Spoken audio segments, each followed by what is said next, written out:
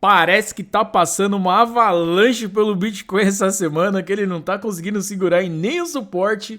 E isso está liquidando cada vez mais os traders que estão operando alavancado nesse momento. Saiu uma notícia aqui no blog 99 Bitcoins Brasil, gostaria de reagir com você. E por uma coincidência do destino, esse aqui é o canal do YouTube do 99 Bitcoins Brasil. Se você não me conhece ainda, eu sou o Victor Marinho. Vamos ver o que está acontecendo com o Bitcoin hoje, no caso ontem, né, que foi quando esse artigo foi publicado pelo Thiago Venturini. E a Glassnode registrou mais de 100 milhões de doletas em liquidações de posições compradas, quando o preço cedeu a 115 mil dólares, refletindo a limpeza de alavancagem nas zonas mapeadas pelo heatmap. Lembrando que nesse exato momento, a gente tem o Bitcoin a 109 mil. Então já liquidou muita gente ali quando chegou em 115. Imagina agora que chegou a 109, quanto mais não deve ter liquidado. Posição comprada, se você não sabe o que é, também são conhecidas como posições de long, quando você opera contando com a alta daquele ativo. Então você começa a comprar o ativo ali no preço que ele está naquele momento, contando que ele vai subir, e aí quando ele sobe mais, você vende. Então é simples entender. Você fez uma posição comprada de Bitcoin a 110 mil, ele chegou a 115, você lucrou 5 mil. Porém, no mercado de criptomoedas existe uma coisinha que se chama alavancagem. E pode ser muito bom, como pode ser muito ruim. Porque quando você opera alavancado, você pode pegar aí os seus $1.000 e alavancar ele em 100 vezes. Então, ao invés de operar com 1.000 doletas e fazer esse movimento para você ganhar $500, você opera com 100 mil. Aí, quando você faz esse movimento, você ganha 50 mil dólares. Mas, quando acontece o contrário, que são as famosas liquidações, você perde todo o seu dinheiro. Ah, e o dinheiro evapora? Não, porque dinheiro não some no ar, né? Ele simplesmente sai da carteira de uma pessoa e vai para outra. No caso aqui, das corretoras. As corretoras ganham muita grana com isso. Agora eu te pergunto, você em algum momento já se passou pela sua cabeça que as grandes corretoras podem operar juntas com informações privilegiadas para liquidar posições e ficar no lucro? Você acredita que talvez as grandes corretoras tenham os verdadeiros baleias junto com elas para poder tentar de alguma forma manipular o preço de um ativo, seja com notícia ou seja com a pressão de venda, para poder liquidar as posições dos sardinhas que estão ali operando, tentando fazer seus 50, 100 dólares por dia? Só uma pergunta. Não estou afirmando nada, só estou falando algo que se passou aqui pela minha cabecinha. Então, ó, o Bitcoin ontem estava operando em queda com uma pressão vendedora muito forte, testando os níveis de suportes mais baixos em busca de um piso de estabilização. Enquanto o artigo estava sendo escrito, o Bitcoin estava em 111 mil, registrando já uma queda de 1,2%, segundo a CoinGecko. O gráfico de 4 horas do Bitcoin revelou que o ativo estancou a queda na região dos 110. Depois de testar essa faixa 2 vezes, sinalizou a rejeição dos preços mais baixos. Inclusive são as duas setas azuis aqui nesse gráfico, que o Bitcoin bateu ali e subiu, então virou meio que uma zona de suporte, e ele continua nessa zona de suporte, tá? O suporte não é um número específico, 110 é aqui, não. Suporte é uma regiãozinha, então vai ali 109 mil e pouco até 110, ele continua nesse mesmo suporte, tá rejeitando baixar mais do que isso. Porém, o que vai acontecer agora? Não sei, eu não sou a mãe de Ná, tudo pode acontecer. Assim, ó, a recuperação levou o preço de Bitcoin de volta em torno dos 111 mil, e aquele nível estava atuando como um pivô de curto prazo. Acima dela, o fluxo melhora. Abaixo, reaparece o risco de um novo teste do suporte. Então, nesse momento, estamos abaixo dos 110 mil, correndo um risco de um novo teste de suporte. O RSI saiu da zona de sobrevenda e curvou para cima. Aqui o círculo azul, tá vendo? Esse é um indicador, indicando que está perdendo a força vendedora no curto prazo. Contudo, a EMA de 56 períodos em 113.800 permanece inclinada para baixo, atuando como um forte nível de resistência.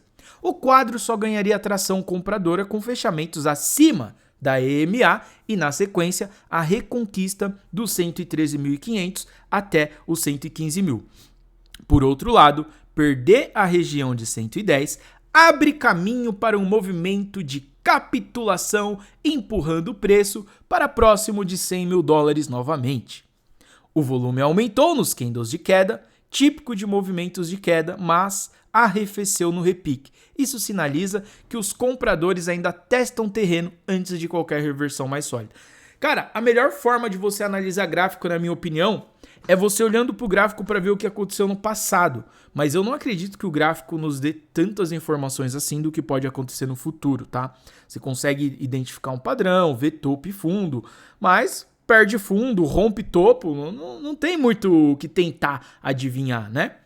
Inclusive, hoje eu tô aqui aberto, tava dando uma olhada nessa pré-venda da Best Wallet, que é a carteira que eu tô usando para comprar algumas criptos de pré-venda, que ela já vem integrado dentro da própria carteira as criptomoedas de pré-venda que você pode comprar, que tem uma parceria com eles. Então eu achei bem interessante isso. Mesmo antes de ser listado, você já vê os tokens lá na sua carteira. Depois que lista é muito simples para você poder começar a vender e fazer uma pequena realização de lucro ou uma grande realização de lucro. Tudo vai depender da sua estratégia. E aqui essa carteira está lançando o seu próprio token, que vai ser o token BEST, que não foi listado ainda. Então é uma carteira nova que tem um roadmap bem interessante, eu dei uma analisada, tem muita coisa que eles querem fazer. E até o momento eles arrecadaram $16 milhões, não foi pouca coisa, é muita grana, e o token BEST está a 2 cents agora. Depois que ele está, pode ser que valorize, pode ser que não. É um token de pré-venda, por mais que tenha um grande fundamento por trás, com uma carteira bem funcional, que eu inclusive já estou usando, já fiz vídeo mostrando aqui como usar a carteira, como comprar token usando ela. Moeda de pré-venda, nunca se sabe o que vai acontecer, né? A gente não tem a mãe de Ná para poder adivinhar o futuro de um ativo. Então, sempre que for investir em ativos de risco, eu falo de gerenciamento dos 5% do que você ganha. Se você tem um salário de R$3.000, seu 5% é R$150 por mês. Você nunca, em hipótese alguma, deveria ir além disso, porque caso você perca, pode ser catastrófico. Agora, você perdeu R$150, você pode até ficar triste, mas não fica depressivo. Nunca se esqueça disso.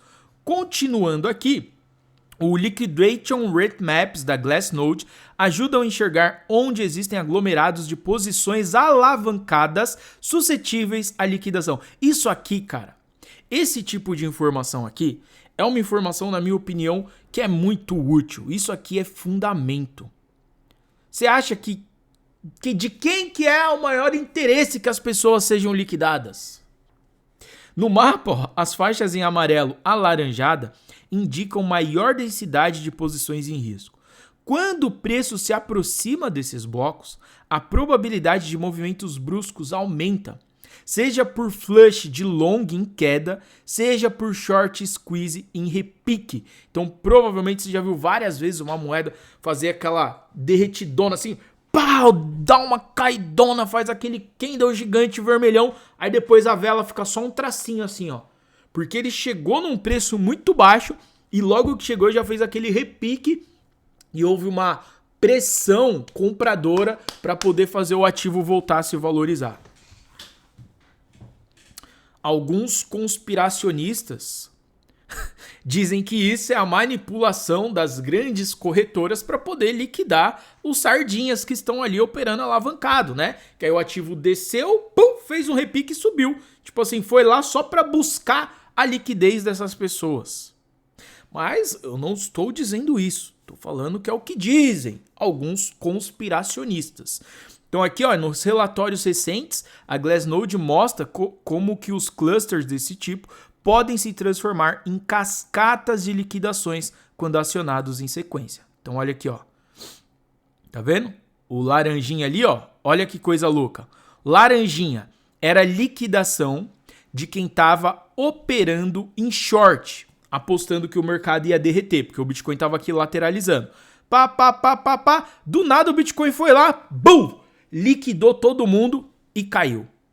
Aí agora a gente está em zonas laranjinhas novamente, de quem está operando em long, apostando na alta do token, aí ele vai, busca lá, puf, liquida todo mundo e sobe de novo.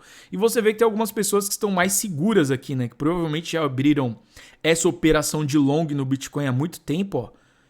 E dificilmente ele vai vir buscar regiões tão baixas assim, né? Imagina quem abriu um long no Bitcoin quando ele bateu $70 mil esse ano.